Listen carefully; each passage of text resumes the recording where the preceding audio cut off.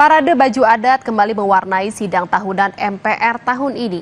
Presiden Joko Widodo kali ini mengenakan baju adat Betawi. Tiba di Kompleks Parlemen Senayan, Jakarta, Presiden tampak mengenakan busana adat Demang khas Betawi berwarna hitam. Pakaian adat Betawi ini dipadu dengan kain berwarna keunguan dengan hiasan rantai di dada serta peci berwarna hitam. Sementara Iriana Joko Widodo mengenakan kebaya berwarna krem keemasan dengan kain songket berwarna senada.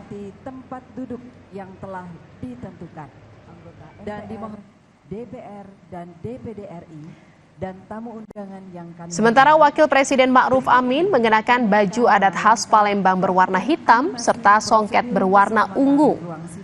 Sementara sang istri Wuri Ma'ruf Amin mengenakan busana adat Betawi, kebaya berwarna hijau motif bunga dan selendang putih.